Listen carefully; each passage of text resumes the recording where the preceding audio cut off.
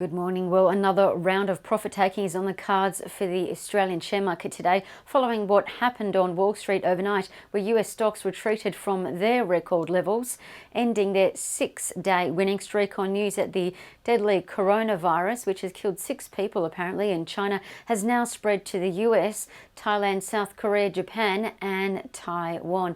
We saw shares fall sharply in casino and hotel companies, as well as the airliners, with Boeing's shares taking a dent on issues of their own, really, as the Boeing 737 MAX comes under further regulatory delays. Meantime, it was also the first trading day in the US after the long weekend celebrating Martin Luther King Jr. Day, and investors reacted to the IMF downgrading global growth by 0.1% in 2020, largely as India's economy is slowing. But India's economy, let's remember, is running hot, and their growth is forecast to now be 5.8%.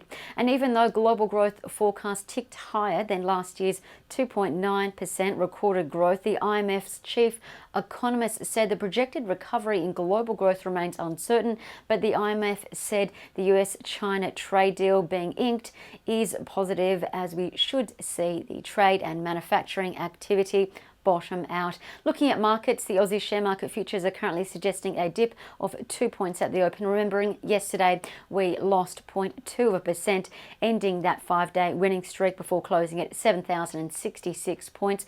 We did yesterday almost wipe out Monday's gains, but year to date we're still looking strong, up about 6% over on Wall Street. Looking as how they wrapped up their session, the Dow Jones lost 0.5%, the S&P 500 losing less than that, 0.3%, and the Nasdaq losing the least. However, the S&P 500 is holding on to about an almost 3% gain this year. European markets mostly lower on the back of the China virus outbreak. The stock 600 losing slightly, 0.1%.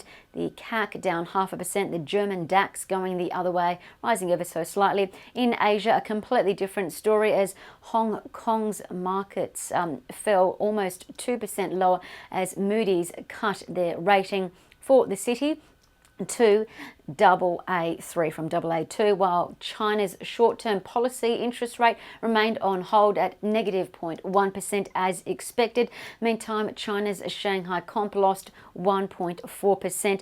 Gold has lost 1%. It's now 1,557 an ounce, but in a sign of investors flooding into safe havens on the back of the virus outbreak in China and around the globe, gold did hit a 2-week high early in the session, $1,568 earlier on the news. So I'd be watching gold stocks today locally. Meantime, oil has lost a bit of momentum overnight. It's now at 58.25 a barrel, as Libyan exports remain halted as the nation's crude remains under military force, and the IMF has maintained their 2020 forecast for WTI crude to be $57 by the end of the year. And lastly, the Australian dollar is trading at a weekly low of 68.73 US cents.